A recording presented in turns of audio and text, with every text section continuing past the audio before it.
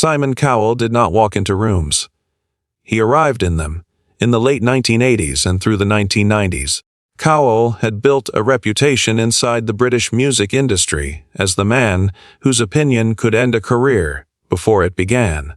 He had an instinct for what sold, a talent for reducing human beings to their commercial value, and absolutely no patience for artists who mistook passion for product. He sat behind desks and across conference tables like a judge who had already made up his mind before the defendant entered the room.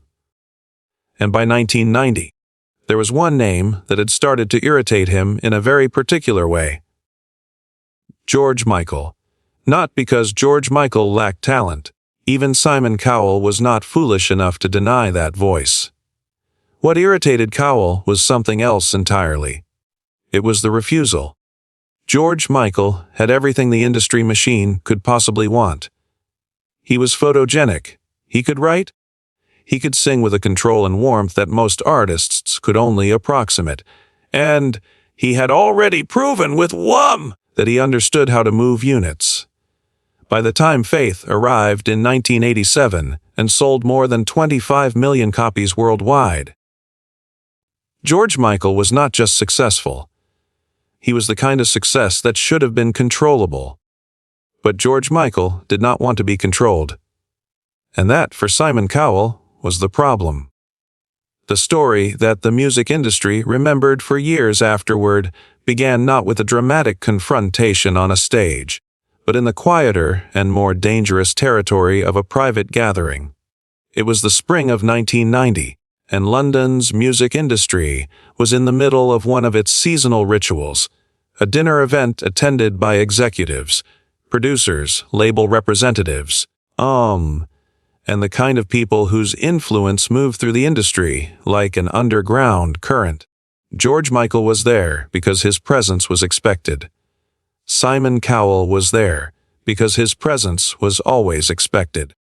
Those who were at the table that evening would later describe what happened with the careful hesitation of people who understood they had witnessed something significant. Cowell had been talking about the new decade, about what pop music needed to do to survive the coming cultural shifts, about commercial instinct and market awareness, and the difference between an artist and a product. He spoke with the confidence of someone who believed these were not controversial positions, but simply observable truths. And then, in the middle of that confidence, he turned his attention to George Michael. The exact words varied depending on who was recounting the evening. Some remembered Cowell saying the voice was technically impressive, but fundamentally overrated. That what George Michael possessed was the ability to execute emotion rather than genuinely feel it. That he was, at his core, a formula. Others recalled the phrase more bluntly. That George Michael was a manufactured sensitivity. That the darkness creeping into his newer work was a performance of depth rather than actual depth. That Without Prejudice was an artist confusing self-indulgence with artistry. What everyone agreed on was the final assessment. Cowell had said, with the calm certainty that was his signature, that George Michael would struggle without the scaffolding of commercial pop. That, stripped of the machinery that had made him, he would be revealed as a very good voice, attached to a very ordinary artistic instinct. George Michael was seated within hearing distance. He did not respond. He did not raise his voice. He did not turn to Cowell with the kind of cutting remark that the room was perhaps waiting for. By multiple accounts from those present, George Michael simply listened, and then turned back to his own conversation as if the words had passed through him without landing. Someone at the table later said it was the most unsettling non-reaction they had ever observed. Because it was not the stillness of someone who had not heard. It was the stillness of someone who had decided that what they had heard was not worth the energy of a spoken answer. But the answer was already being prepared. It simply was not going to be spoken.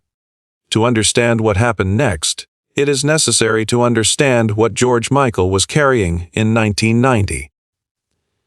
He had spent the previous 2 years in a battle that had nothing to do with Simon Cowell, and everything to do with the question Cowell had just reduced to a dismissal. The question of who George Michael actually was. He had arrived at Wembley in the early 1980s as Georgios Kyriakos Panayotou, the son of a Greek Cypriot father and an English mother, a boy from North London who had found in music the language that everything else in his life denied him. The Wham! Years were, by most external measures, a triumph. Wake Me Up Before You Go, Careless Whisper, Last Christmas. The duo became one of the defining acts of the decade, their image synonymous with a particular kind of 1980s brightness, sun-drenched and uncomplicated and endlessly appealing. But the brightness had always been, at least in part, a construction. George Michael had written Careless Whisper at 17 years old on a bus. He had kept notebooks filled with lyrics that bore no resemblance to the cheerful pop product the industry wanted from him. He had a voice that, when he allowed it to operate without guardrails, communicated something that pop radio was not quite designed to carry. And he had an identity, complex and private, and entirely his own, that bore very little relationship to the gleaming figure in the Wham! Videos. By the time he walked away from Wham! In 1986, he was already engaged in a negotiation with himself about what kind of artist he intended to be. Faith in 1987 represented one answer. It was brilliant and confident and commercially overwhelming, and it was also, in retrospect, something of a transitional document. The leather jacket, the stubble, the jukebox, and the guitar. A new image constructed with the same care that had gone into the Wham! Image, only this time pointing in a slightly different direction. Faith was George Michael understanding that if he was going to move, he would have to move in stages. Listen, Without Prejudice Volume 1, released in September 1990, was the next stage, and it was not a stage the industry had been expecting. The album contained no leather jacket. It contained no George Michael on the cover at all, only a black and white photograph by Ouija of a crowd at Coney Island in 1940, anonymous faces pressed together, no single figure elevated above the rest. George Michael had specifically requested that his image not be used in the album's promotion. He gave no major television interviews. He did not tour to support the record in the way his contract with Sony Music arguably required him to. A disagreement that would eventually escalate into one of the most significant legal battles in British music industry history. What the album contained was Praying for Time, a song of such stark moral weight that radio programmers were briefly unsure how to categorize it. It contained Waiting for That Day, and Freedom! 90, and Mother's Pride, and a series of recordings that collectively refused to do what a pop album by an artist of George Michael's commercial standing was supposed to do. They refused to be comfortable. They refused to flatter. They asked questions they did not answer. And George Michael's voice moved through them not as an instrument of entertainment, but as something closer to confession. The Freedom! 90 music video became the document through which the world processed the album's central statement. George Michael did not appear in it. Instead, the video featured supermodels of the era lip syncing to the song while the props and imagery of the Faith era were systematically destroyed. A leather jacket burned, a jukebox shattered. The iconography that had made George Michael one of the most recognizable faces on the planet was dismantled frame by frame, and in its place was the voice, enormous and undecorated, singing about needing a freedom that fame had apparently not provided. The video was not subtle, but then the situation it was responding to did not require subtlety. Simon Cowell, of watching the trajectory of Listen Without Prejudice from his position in the industry, had publicly reiterated his skepticism in the months following his comments at the dinner. He had suggested in various conversations that the album's more personal direction was a strategic miscalculation, that the refusal to tour and promote would cost George Michael the audience he had built, that the artistic integrity the album was reaching for was ultimately a luxury that commercial reality could not sustain. He had a point, in purely commercial terms. Listen Without Prejudice was not the phenomenon that Faith had been. It sold millions of copies. But millions was no longer the benchmark against which George Michael's sales were being measured. The industry had expected something that surpassed Faith. What it received was something that departed from Faith entirely, and departures, whatever their artistic merit, are not always rewarded by the market in the short term. But something else was happening simultaneously, something that Cowell's analysis did not account for. The album was being heard, not consumed, not processed through the mechanisms of radio rotation and music video programming and carefully managed publicity. Heard. People were sitting with it in a different way than they had sat with Faith, in a way that suggested the record was doing something to them rather than something for them. Praying for Time reached #1 in the United States without a promotional campaign of any conventional kind. Critics who had always acknowledged George Michael's talent, but categorized it as pop craft, were writing about Listen Without Prejudice as if it belonged in a different conversation entirely. The album that was supposed to demonstrate the limits of an artist refusing commercial scaffolding was demonstrating instead what happened when that scaffolding was removed and something remained. What remained was the voice, and the voice, it turned out, was not overrated. The moment that the industry would later identify as the pivot point did not come in a recording studio or at an awards ceremony. It came at a concert that George Michael had not originally intended to give. In April 1992, following the death of Freddie Mercury, a tribute concert was organized at Wembley Stadium in London to celebrate Mercury's life and raise awareness and funds for AIDS research. The event drew an audience of approximately 72,000 people and was broadcast live to hundreds of millions of viewers around the world. George Michael had been invited to perform. He had been, at this point, largely absent from live performance for several years. The legal dispute with Sony was deepening. The personal losses of the years surrounding Listen Without Prejudice had left marks that were audible in everything he had recorded since. He was not, by any public measure, at a high point. He was an artist in the middle of a very difficult passage. He walked onto the Wembley stage on April 20th, 1992, and he sang Somebody to Love. It is important to be precise about what this meant. Somebody to Love was a Queen song, written by Freddie Mercury, constructed around Mercury's extraordinary voice, performed by a band that had spent 2 decades making the case that rock music could be operatic and transcendent and communally overwhelming.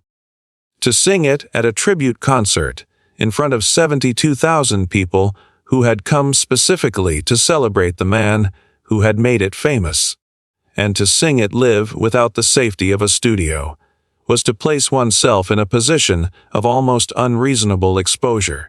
George Michael sang it as if he had been waiting his entire career for this particular moment of exposure. He did not imitate Mercury. He did not try to reproduce what Mercury had done with the song, which would have been both impossible and beside the point. He sang it as himself, which meant he sang it with the specific weight and color and emotional intelligence that constituted his voice at its fullest. He sang it with the control of someone who had spent years learning exactly where his instrument lived and exactly what it could carry. And he sang it in a way that made 72,000 people understand, perhaps for the first time, that the voice they had been listening to on pop radio for a decade was capable of something significantly larger than pop radio had required of it. The performance was recorded. It circulated. People who had known George Michael only through Hugh and Faith watched it and experienced something like revision, a recalibration of what they had assumed they understood. People in the music industry who had spoken with great confidence about what George Michael was and was not watched it and fell quiet. Simon Cowell watched it. He did not make a public statement immediately. In the weeks and months following the Wembley performance, he was notably silent on the subject of George Michael, where previously he had been notably willing to offer his assessment. Those who knew Cowell during this period later said that the performance had genuinely surprised him, which was not a thing that happened to him with any frequency, and that his silence was less a diplomatic choice than a recognition that his previous analysis had underestimated something he had not known how to measure.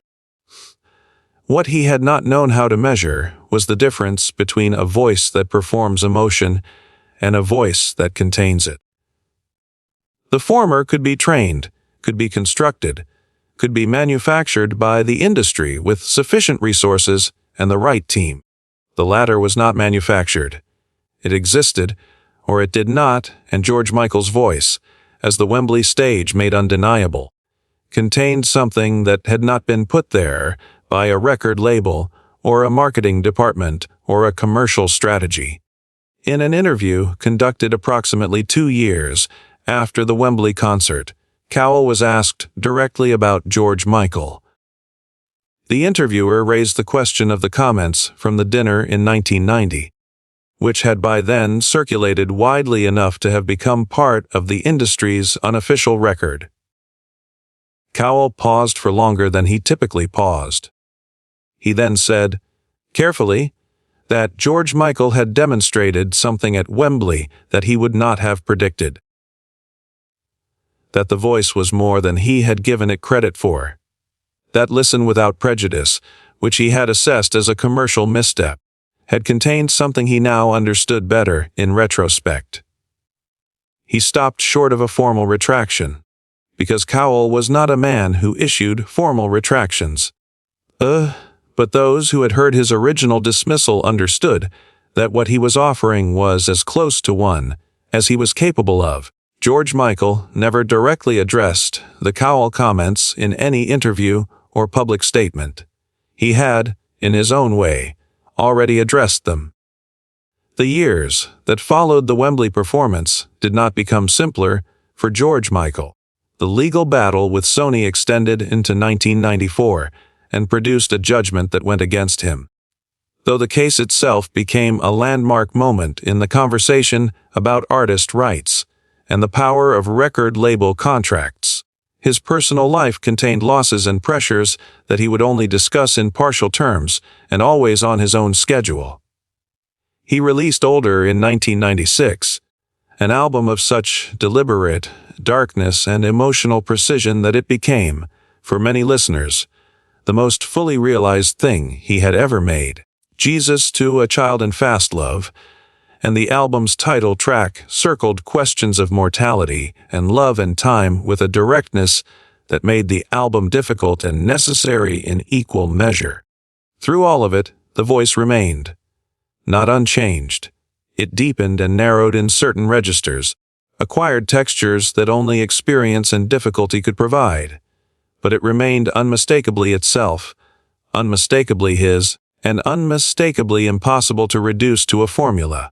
Simon Cowell went on to build the most commercially successful talent empire in television history with American Idol, The X Factor, and their various international iterations. He became the man who found and launched careers, who sat in judgment of voices and decided which ones the public would be permitted to hear. He became, in many ways, exactly the thing he had always been positioned to become. But those who followed both careers noted something that might have been coincidence and might have been something else. In Cowell's public discussions of what made a truly great vocalist, the qualities he described over the years had a curious consistency. He spoke of emotional authenticity, of the difference between technical competence and genuine feeling, of voices that contained something, rather than voices that performed something. He spoke of these qualities as if they were the standard against which all others should be measured. They were, more or less exactly, the qualities that George Michael's voice had always possessed, and that George Michael's voice had demonstrated on a stage in London in April 1992, in front of 72,000 people and hundreds of millions more watching from everywhere else in the world, in a performance that no one who saw it forgot, and that answered, without a single spoken word, every dismissal that had ever been offered. George Michael did not need to say that his voice was not overrated. He simply sang, and the room, as it turned out, agreed.